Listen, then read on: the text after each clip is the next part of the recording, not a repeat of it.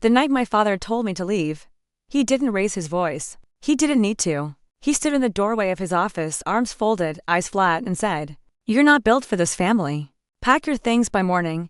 I remember the hum of the city outside, the faint smell of ink and coffee from the papers on his desk, and how small I felt as I nodded like I understood.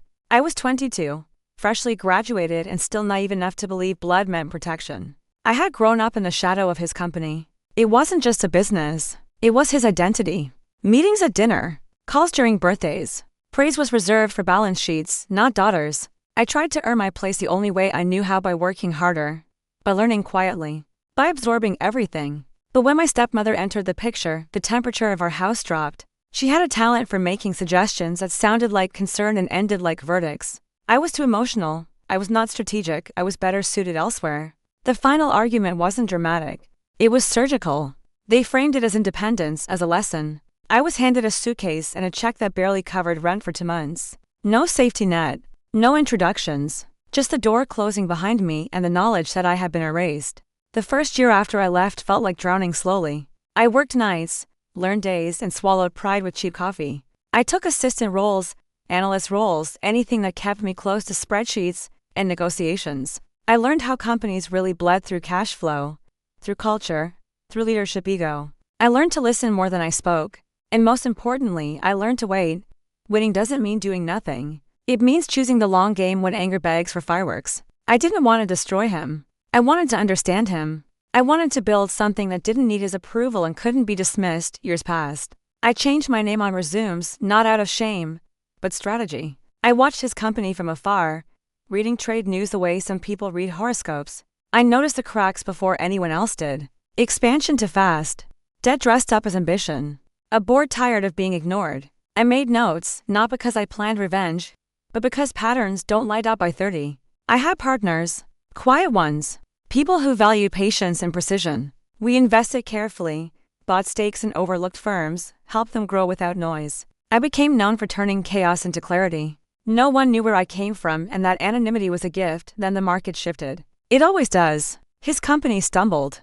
Suppliers pulled back. Credit tightened.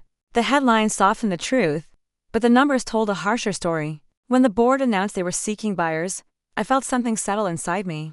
Not joy, not anger, certainty. We didn't rush. We let others posture and prayed. We submitted an offer that looked modest but solid, backed by cash and conditions that promised stability. I watched from across the table as executives whispered, calculating survival. My name was on the documents, but my face was unfamiliar. That was intentional. The day the acquisition closed, I walked into the building I used to tiptoe through as a child.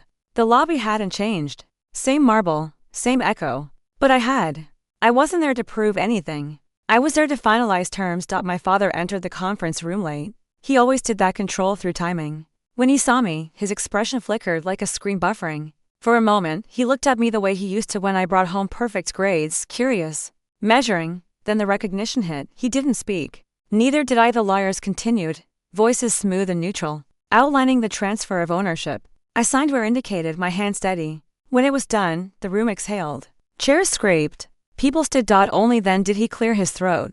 "I didn't know it was you," he said, as if that mattered. "I didn't need you to," I replied. We talked later, briefly, in the hallway where he once told me to pack my things. He asked if this was about revenge. The question surprised me. Revenge is loud. It needs witnesses. This was quieter than that. "I wanted to build something that couldn't be taken from me," I said. "This just happened to be part of the process." I didn't fire him. I didn't humiliate him. I offered a consulting exit, dignified and finite. He accepted without looking at me.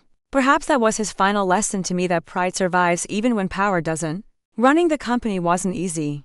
There were layoffs to prevent collapse, restructures to save what mattered. I made decisions he never would have. Listened more, controlled less. Slowly, the culture shifted. So did the numbers. Sometimes I wonder if he regrets that night. If he remembers the suitcase by the door, the way I nodded.